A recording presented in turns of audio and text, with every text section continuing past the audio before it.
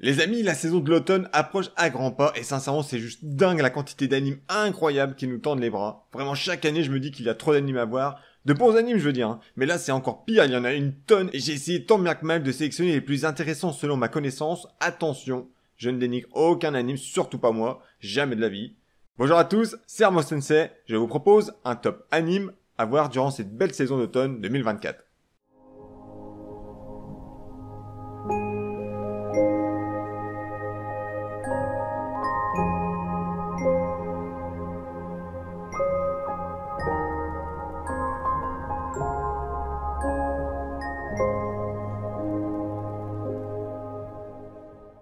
Re:Zero saison 3. Après plus de 3 ans d'attente, voilà que le studio d'animation White Fox est de retour pour nous proposer la saison 3 de l'anime Re:Zero. Pour ceux qui ne connaissent pas, mais qui ont toujours voulu savoir de quoi ça parle, je vous explique ça rapidement. Subaru, un adolescent banal, se voit tout à coup projeté dans un autre monde, et plus précisément au sein du royaume de Lugunica. Il ne sait pas comment il a fait pour se retrouver là, ni accident de camion, ni mort quelconque ne l'a envoyé ici. Il était en train de faire les courses normalement quand c'est arrivé. Il fait la rencontre d'une fille de son âge environ, qui se nomme Emilia, dont il a eu le coup de foudre instantanément. Mais Emilia n'est pas n'importe qui. C'est une demi-elfe qui est candidate à la régence du royaume de Lugunica. Subaru fait alors tout son possible pour se montrer indispensable afin de rester auprès d'elle le plus longtemps possible. Sauf qu'Emilia n'a pas que des amis. Étant une demi-elfe et ayant surtout les cheveux argentés, elle ressemble fortement à la plus terrible sorcière qui a ravagé le monde il y a plusieurs années, la sorcière de l'envie. Certains voient sa participation à la sélection pour gouverner Lugunica d'un très mauvais œil, alors Subaru se met en quête de l'aider à traverser les obstacles jusqu'à ce qu'elle puisse s'asseoir sur le trône du royaume. Et pour cela, il dispose d'un pouvoir dont la sorcière de l'envie lui a donné. Celui de revivre des boucles temporelles dès qu'il meurt. Si un ennemi apparaît pour créer des ennuis à Emilia ou à son entourage, Subaru fait autant de boucles nécessaires pour obtenir le plus d'informations possible afin de corriger l'avenir. La première saison est axée sur la connaissance de son pouvoir ainsi que les différents personnages clés qui composent le royaume de Lugunica. Il rencontre par exemple les autres candidates à la sélection pour la régence du royaume, mais également il participe à de rudes batailles. La saison 2 est centrée quant à elle sur d'autres personnages et plus particulièrement sur Oswald Matters qui veille sur Emilia, mais qui peu à peu apparaît très mystérieux dans ses agissements. Cette saison 3 est prévue pour le 2 octobre avec un total de 16 épisodes. Arifureta saison 3. Nous faisons la connaissance de Nagumo, qui a été invoqué avec sa classe dans un autre monde nommé Tortus. C'est le dieu Éit qui les a invoqués depuis la Terre pour empêcher l'extinction de la race humaine. Que je vous explique. Un jour, un humain comprit que Dieu se jouait d'eux pour s'amuser en les opposant face aux mages. Alors il décida de former un groupe appelé les Libérateurs pour mettre fin à cette comédie. Mais le dieu en question les accusa d'hérésie, ce qui monta les autres humains contre les Libérateurs. Pour se protéger et fuir leurs poursuivants, les Libérateurs ont créé les labyrinthes pour s'y cacher.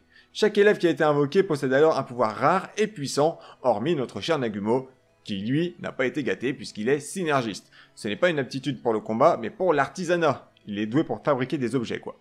Un beau jour, le groupe part en expédition dans un labyrinthe, sauf que Nagumo se fait attaquer par l'un des élèves sans qu'il n'ait eu le temps de voir de qui il s'agit, puis tombe à des niveaux inférieurs dans le labyrinthe. En se réveillant, il découvre toutes sortes de monstres, dont un ours plutôt balèze, tu vois. Il lui bouffe subitement son bras. Nagumo, effrayé, fait tout pour se cacher de l'ours en utilisant transmutation pour faire disparaître les couches de pierre jusqu'à ce que l'ours décide d'abandonner la poursuite. À ce moment-là, Nagumo se trouve près d'une source d'eau sacrée. Il ne sait pas comment il peut faire pour survivre face à ces monstres bien trop puissants pour lui, mais il ne compte pas abandonner son objectif qui est de retourner sur Terre. Le problème, c'est que pour le moment, il a faim, alors il n'a pas le choix, il sort de sa cachette pour attirer des monstres afin de les tuer pour les manger. Mais, à cet instant précis, quelque chose se passe dans son corps. Ses cheveux deviennent blancs, tandis que ses yeux virent au rouge sang. Et il y a plus fort encore, le fait d'avoir mangé des monstres loups lui a donné certaines de leurs capacités, et ses statistiques ont globalement tout augmenté. Notre ami Nagumo décide alors de manger le plus de monstres possible pour devenir encore plus puissant. Il finit par délivrer une vampire nommée Yue, qui a été enfermée par les siens à cause de ses pouvoirs. Dès lors, elle partage le même objectif que Nagumo, qui est de partir avec lui dans son monde. Mais pour cela, ils vont s'attaquer au labyrinthe existant dans ce monde afin d'acquérir la magie des Libérateurs, pensant être la clé pour retourner chez eux. Cette saison 3 est confiée au studio d'animation Eastrid pour un total de 16 épisodes. Ce studio a déjà travaillé sur les 2 premières saisons et la sortie de cette saison 3 est prévue pour le 14 octobre. Beastars saison finale. Nous sommes dans un univers où les animaux vivent ensemble, où les carnivores et herbivores vivent en parfaite harmonie. Sauf qu'un jour, au sein d'une école, à la Sheraton Academy, un drame se produit. Tem, un alpaga mâle, est retrouvé mort dans un amphithéâtre. Dès lors, les carnivores sont épiés par les herbivores qui ne savent plus qui croire. Ils se méfient de tous les carnivores, même parfois de leurs propres amis. Il se trouve que Tem, l'alpaga mort, était un très bon ami de Legoshi, un loup gris réputé pour être l'un des plus dangereux carnivores. Ce meurtre tombe pile durant les répétitions d'une pièce de théâtre dont la représentation a lieu dans 2 semaines, ce qui crée forcément des tensions entre herbivores et carnivores. Un soir, alors que Legoshi se trouve sur la scène, il surprend un herbivore qui l'observe au loin. Il s'agit d'une lapine blanche nommée Haru. Au départ, il l'attrape pour lui faire peur, mais peu à peu, ses instincts de prédateur prennent le dessus, au point de blesser Haru en plantant ses griffes dans son bras. Il se trouve que Legoshi va peu à peu éprouver des sentiments à l'égard d'Haru, mais il va également devoir mener son enquête sur la découverte de celui qui a tué Tem, son ami alpaga. Avec une animation soignée et une bande-son immersive, l'anime Beastars mélange habilement drame psychologique, romance et mystère, créant ainsi une expérience captivante. Les dilemmes moraux des personnages, particulièrement ceux de Legoshi, nous tiennent en haleine et questionnent la nature même de ce qui fait de nous des êtres civilisés. La saison finale est prévue pour le mois de décembre, va falloir s'armer de patience malheureusement. Dan Dadan. 2 élèves d'école se rencontrent par hasard. Ayase Momo, une fille qui a été élevée par sa grand-mère médium, qui croit aux fantômes, et Okarun, un garçon qui croit aux pani, phénomènes aérospatiaux non identifiés. L'un comme l'autre veut faire croire en ce qu'il croit à l'autre. Ayase est envoyé dans un hôpital abandonné pour y croiser des individus non répertoriés, tandis qu'Okarun est parti dans un tunnel sombre pour y croiser de potentiels fantômes. Tous deux restent en communication téléphonique et l'improbable se produit.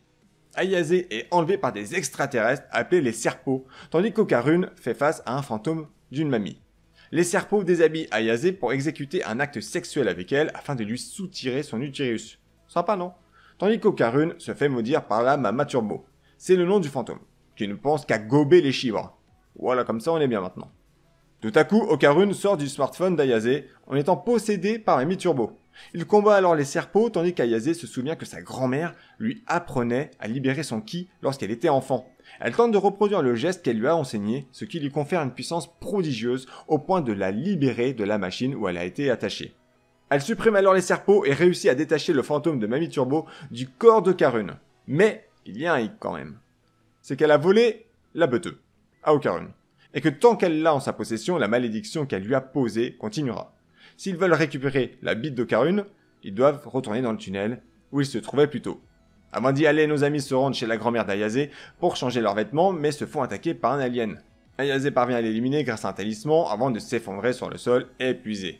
C'est alors que la grand-mère débarque et réussit à contenir la malédiction d'Okarun qui venait de prendre le dessus, à 2 doigts même de s'attaquer à Ayase.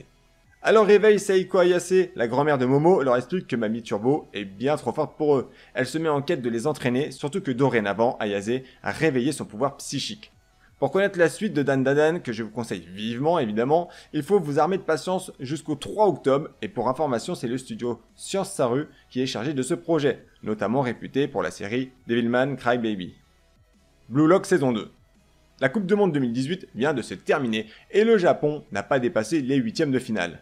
Henry Tahiri, nouveau membre de la JFA, Japan Football Association, propose pour changer cela un programme fait sur mesure pour dégoter l'attaquant prodige qui serait en mesure de sauver son équipe dans les moments les plus difficiles. Elle propose de faire appel à Jinpachi Eigo pour dégoter ce joueur.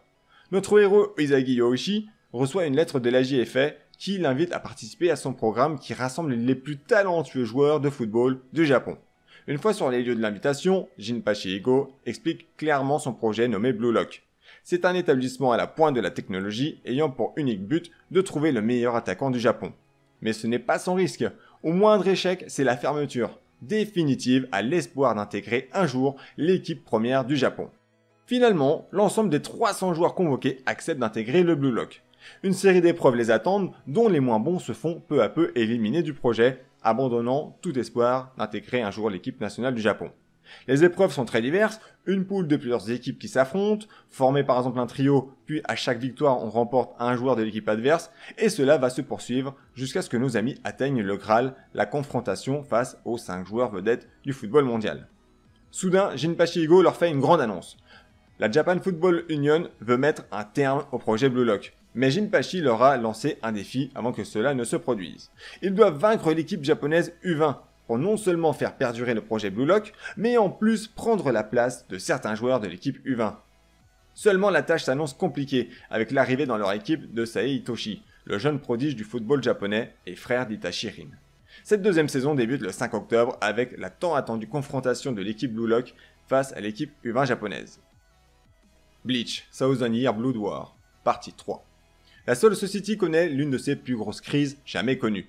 Le Vandenreich, dirigé par le roi des Quincy, Ivar, a envahi la Soul Society, tuant un grand nombre de Shinigami pour se rendre au palais royal Ryokyu. Un peu d'histoire pour comprendre tout cela. Shinigami et Quincy sont en totale opposition depuis toujours en raison de leur méthode de supprimer les holos. Les Quincy abattent les holos en supprimant définitivement leur âme, les empêchant alors de retourner à la Soul Society et créant un déséquilibre des âmes entre le monde des vivants et la Soul Society. De leur côté, les Shinigami, eux, purifient l'âme du holo afin de l'envoyer à la Soul Society, ce qui permet de préserver l'équilibre indispensable au bon maintien des deux mondes. Mais le but d'Ivar n'est pas de s'accaparer de la Soul Society. Non, non, non. Ce n'est qu'un passage obligatoire pour se rendre au Ryokyu, comme je l'ai précisé plus tôt.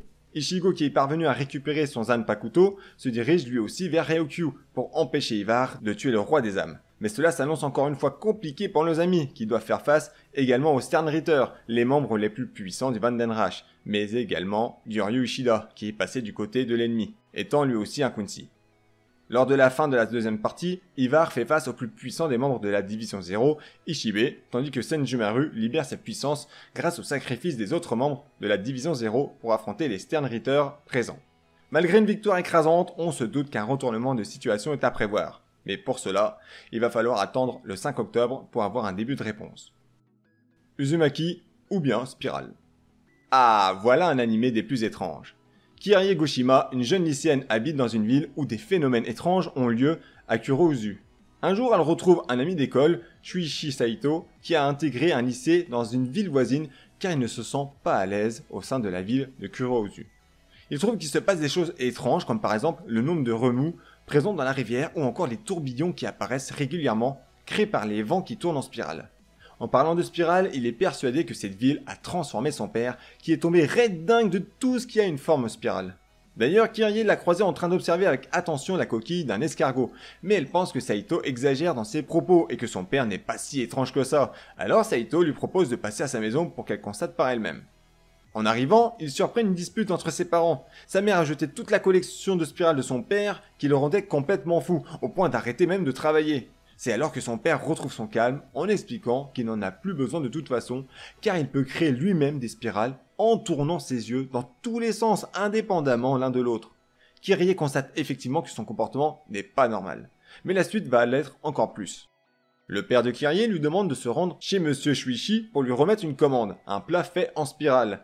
Kyrie se rend alors chez lui et tombe sur le père de Saito. Malheureusement, ce dernier est absent. Monsieur Shuichi la remercie de lui avoir apporté sa commande, mais il n'en a plus besoin, car il sait désormais tourner sa langue en spirale. Ce spectacle va définitivement la choquer et lui faire prendre conscience qu'il se passe peut-être bien quelque chose au sein de la ville de Kurouzu. Je vous laisse le soin de découvrir la suite si vous appréciez le genre étrange horreur. Il n'y a que 4 épisodes de prévus sous le studio Drive, et la sortie est fixée au 28 septembre, donc le premier épisode sort très prochainement. Blue Box. Taiki Inomata est un élève en 3ème au sein du lycée Eimei, pratiquant le badminton.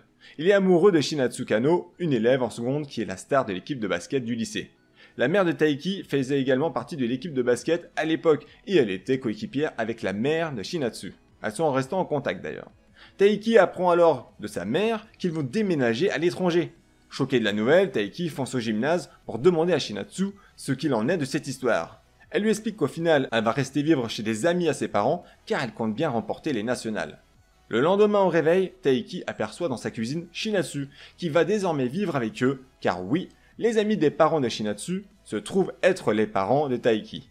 Désormais, il s'est fixé comme objectif d'atteindre les nationales au badminton pour montrer sa détermination envers Shinatsu, mais sans le lui dire directement. Autant dire clairement qu'on tient là la romance School Life de cette saison d'automne. Je sais que beaucoup de personnes attendent de voir cet animé, qui est conduit par le studio Telecom Animation Film, et qui est prévu pour le 3 octobre. Ce n'est pas un studio qui possède de solides références dans l'animation de romance, mais les trailers dévoilés montrent tout de même un travail soigné, et il y a tellement d'attentes derrière cet anime, je pense vraiment que ça va être une réussite. Shangri la frontière saison 2. Il était une fois un lycéen, Rakuro Izutome, qui passait son temps à jouer à des jeux vidéo rincés, complètement nuls, des jeux si mal finis qu'ils deviennent un défi pour les joueurs de les terminer.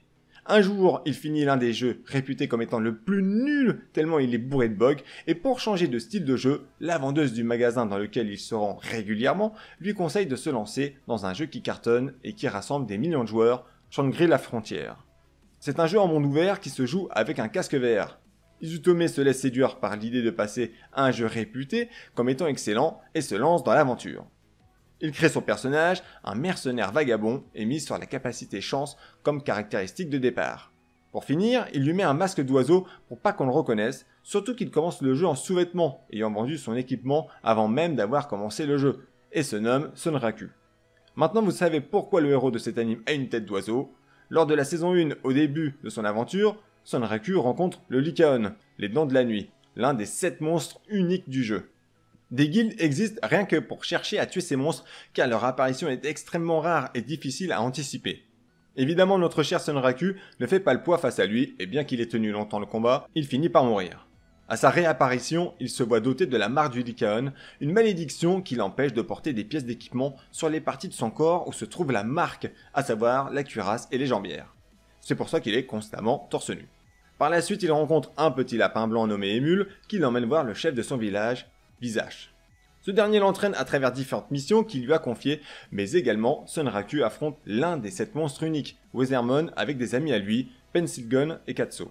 Je n'en raconte pas davantage, juste que j'ai vraiment adoré la première saison qui montre bien la progression d'un joueur qui se lance dans un MMO. De plus, l'animation proposée par le studio d'animation C2C est vraiment très propre. Donc si jamais vous n'avez pas encore regardé, franchement je vous le conseille, et pour ceux qui attendent avec impatience la saison 2, elle est prévue pour le 13 octobre avec un total de 13 épisodes.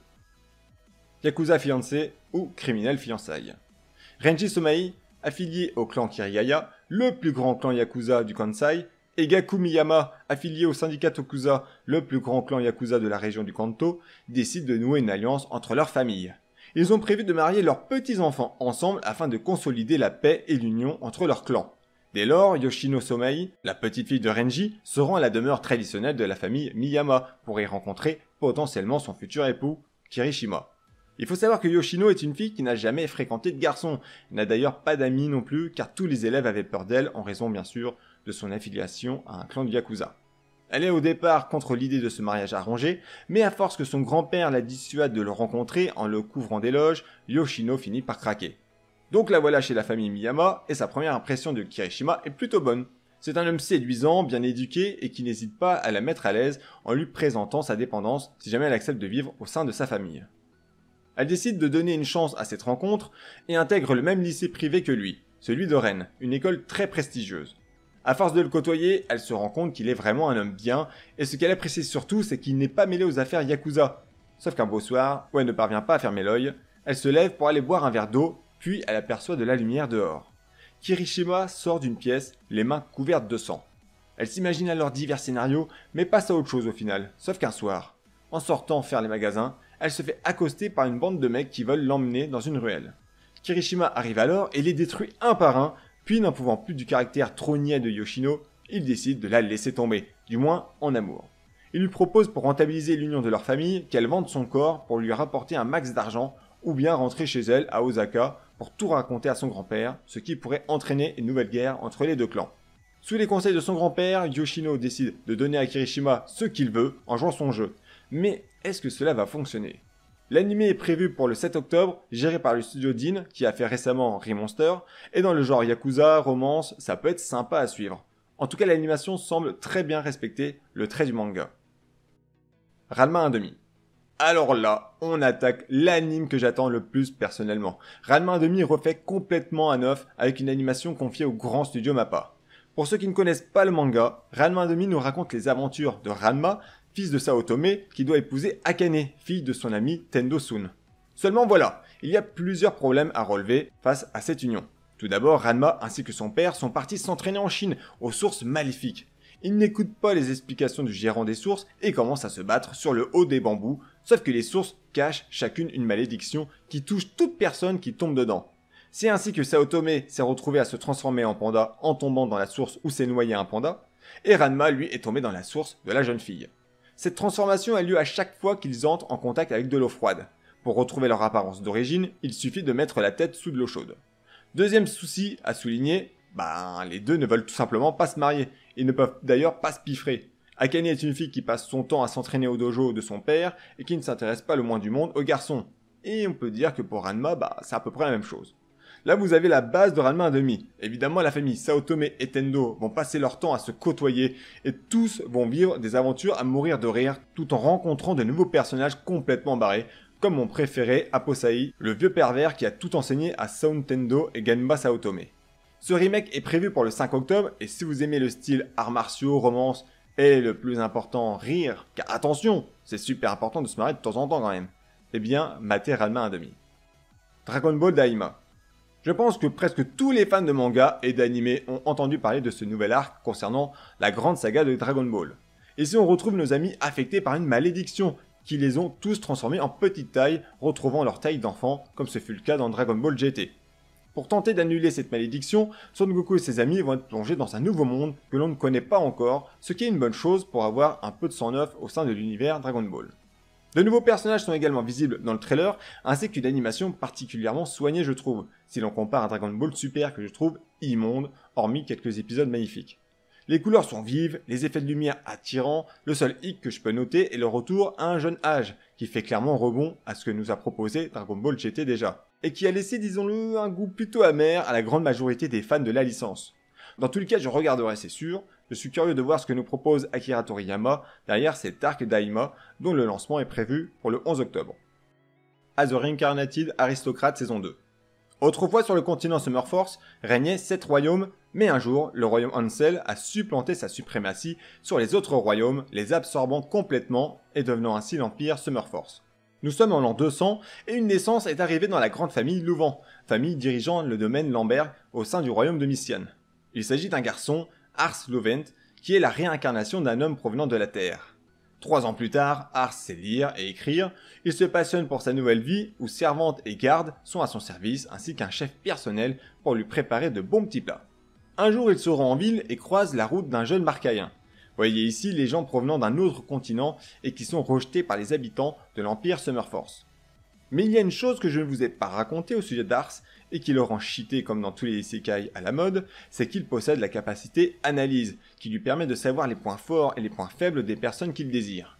Ce qui est intéressant dans cet animé, c'est que le personnage principal a la capacité de trouver les hommes et les femmes au potentiel incroyable, et non lui-même qui est doté d'une puissance complètement démesurée. Il se met alors en quête de trouver des membres au fort potentiel pour devenir les meilleurs au poste qui les engage pour être entouré de puissants soldats.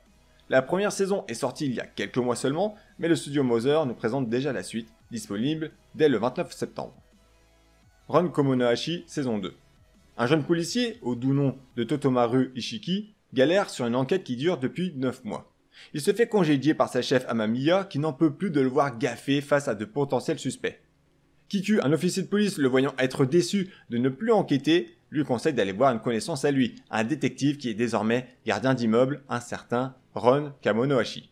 Ishiki se rend sur les lieux, mais il ne trouve qu'un homme vivant seul dans son appartement, privé de tout, télé, internet, bref de toute source d'information. Soudain, Ishiki reçoit un appel de sa chef Amamiya, qui lui demande de se rendre sur les lieux d'un 6e meurtre, susceptible d'être en relation avec l'enquête sur laquelle ils sont depuis 9 mois. Entendant leur conversation, Kamonohashi ne peut se retenir d'enquêter et demande à Ishiki de l'accompagner. Il faut savoir que Kamonohashi a fait l'école Blue, la plus prestigieuse pour devenir un bon détective. Mais malheureusement, un concours de circonstances l'a mêlé au milieu d'un crime dont il a été accusé. Dès lors, il lui est interdit de devenir détective. La présence de Toto est une aubaine pour lui, il peut le laisser enquêter et l'aider dès qu'il a besoin sans se faire choper. Mais ça ne sera pas si simple pour nos deux chers enquêteurs en herbe, car l'école Blue prend conscience que Kamonohashi reprend du service et la directrice compte bien l'empêcher de continuer à résoudre des affaires. Pour tous les fans de genre énigme, enquête et comédie, cette deuxième saison est prévue pour le 7 octobre, toujours sous le studio Diomedea.